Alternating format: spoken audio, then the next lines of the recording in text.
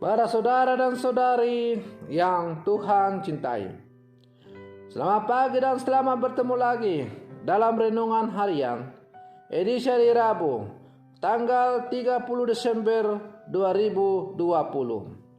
Hari ini kita berada dalam hari ke-6 Oktav Natal. Mengawali hari yang baru ini, kita hendak mendengar dan merenungkan sabda Tuhan. Marilah sebelum kita mendengar dan merenungkan sabda Tuhan, kita berdoa.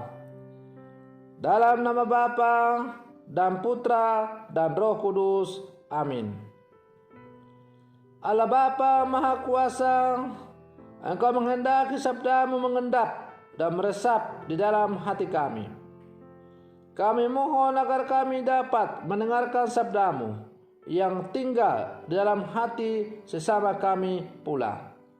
Agar dengan demikian kami dapat hidup saling mengasihi satu sama lain. Bersabdalah ya Tuhan, kami siap untuk mendengarkan. Terpujilah Engkau Bapa, Putra dan Roh Kudus, kini dan sepanjang segala masa. Amin. Para saudara dan saudari yang Tuhan cintai, sabda Tuhan yang hendak kita dengar dan kita renungkan bersama untuk mengawali hari yang baru ini diambil dari Injil Lukas pasal 2 ayat 36 sampai 40. Tuhan sertamu. Inilah Injil Tuhan kita Yesus Kristus menurut Santo Lukas. Ketika kanak-kanak Yesus dipersembahkan di Bait Allah, ada di Yerusalem seorang nabi perempuan, anak Fanuel dari suku Asyer, namanya Hana. Ia sudah sangat lanjut umurnya. Sesudah menikah, ia hidup 7 tahun bersama suaminya. Dan sekarang ia sudah janda, berumur 84 tahun. Ia tidak pernah meninggalkan Bait Allah dan siang malam beribadah dengan berpuasa dan berdoa. Pada hari kanak-kanak Yesus dipersembahkan di Bait Allah, Hana pun datang ke Bait Allah dan mengucap syukur kepada Allah serta berbicara tentang kanak Yesus kepada semua yang menantikan kelepasan untuk Yerusalem. Setelah menyelesaikan semua yang harus dilakukan menurut hukum Tuhan, kembalilah Maria dan Yusuf beserta kanak Yesus ke kota kediaman mereka, yaitu kota Nazaret di Galilea.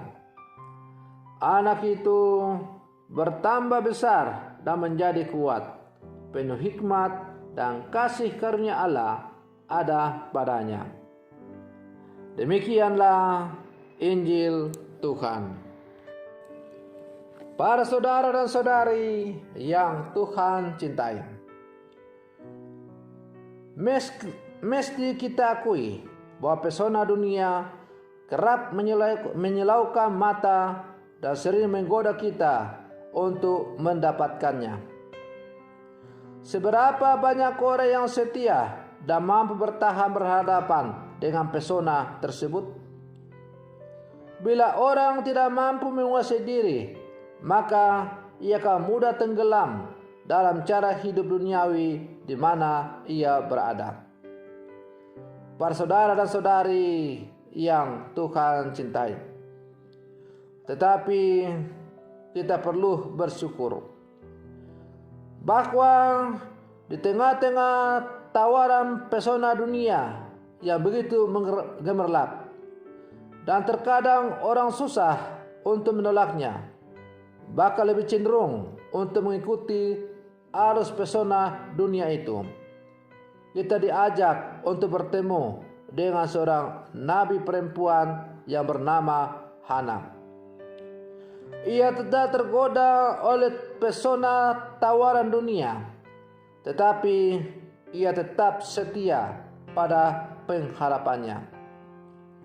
Kesetiaan Hana seorang nabi perempuan dalam menantikan Tuhan layak mendapat pujian. Dalam seluruh hidupnya, ia berdoa dan berpuasa sambil bertekun menantikan kedatangan Tuhan. Maka perjumpaan dengan Yesus meneguhkan harapan baginya dan seluruh Israel. Ia bersyukur dan bergembira karena pengharapannya yang bertahun-tahun lamanya akhirnya dijawab oleh Tuhan. Para saudara dan saudari yang Tuhan cintai, kesetiaan dan ketekunan beriman menjadi persoalan mendasar dalam kehidupan kita sebagai orang-orang beriman. Kesetiaan seperti ini diuji dalam setiap kesempatan dan kemungkinan yang kita hadapi. Ada banyak hal yang memungkinkan kita untuk beralih dari kesetiaan dan memudarkan ketekunan beriman. Dunia dengan segala pesonanya menawarkan berbagai kemudahan dan kemungkinan untuk beralih meninggalkan iman dan pengharapan. Tantangan itu begitu kuat. Apa yang dapat bisa kita lakukan sebagai orang beriman dalam menghadapi pesona dunia itu? Salah satu cara adalah dengan belajar dari Hana. Hendaknya kita tidak pernah meninggalkan bait Allah dan siang dan malam berpuasa dan berdoa. Artinya, bahwa hendaklah dalam seluruh kehidupan kita, segala pergulatan kita, pergumulan kita serahkan itu semua ke dalam kasih dan penyelenggaraan Tuhan. Inilah kunci untuk menjadi anak yang akan bertumbuh besar dan menjadi kuat, penuh hikmat dan kasih karunia Allah akan ada pada kita. Inilah rahasia hidup beriman kita sebagai orang-orang yang diberkati oleh Tuhan.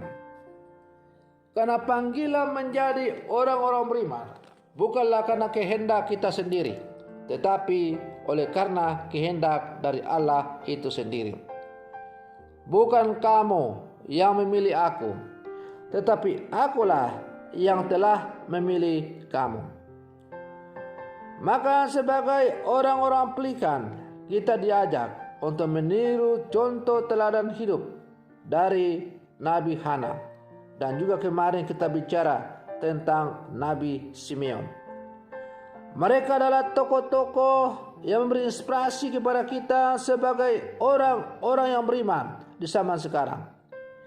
Bagaimana kesetiaan mereka untuk selalu menaruh pengharapan kepada Tuhan. Dan ketekunan mereka itu tanpa sedikit pun tergoda oleh berbagai tawaran-tawaran lain, membuat akhirnya pengharapan mereka itu terpenuhi oleh Tuhan. Mereka bertemu dengan Sang Penyelamat. Sekarang Sang Penyelamat itu telah ada dan tinggal di tengah-tengah kita. Kita tidak lagi menantikan Sang Penyelamat yang mau datang, tetapi Sang Penyelamat telah lahir dan tinggal di tengah-tengah kita. Persoalannya sekarang adalah bagaimana pengharapan kita kepada Sang Penyelamat yang telah tinggal di tengah-tengah kita, telah hadir dalam kehidupan kita. Bagaimana pengharapan kita itu menghantar kita untuk akhirnya bertemu dengan Yesus melalui iman kita yang semakin mendalam. Karena kalau betul kita bertemu dengan Yesus melalui kedalaman iman kita yang sungguh-sungguh, maka itu berarti bahwa seluruh kehidupan kita akan mencerminkan kehidupan dari Sang Penyelamat itu sendiri. Para saudara dan saudari yang Tuhan cintai, maka marilah dalam seluruh kehidupan kita selalu belajar dari si Hana yang selalu menaruh pengharapan kepada Tuhan dan membiarkan pengharapannya itu hanya menuntun dia untuk bertemu dengan Sang Penyelamat. maka marilah juga kita menjadikan pengharapan kita kepada Tuhan yang akan menuntun kita, sehingga akhirnya kita bisa bertemu dengan Yesus di dalam kehidupan kita sehari-hari. Semoga perlindungan saya ini untuk mengawali hari yang baru ini sebagai menghantar kita untuk menjadi orang-orang yang semakin beriman. Semoga demikian. Selamat pagi. Tuhan Yesus memberkati.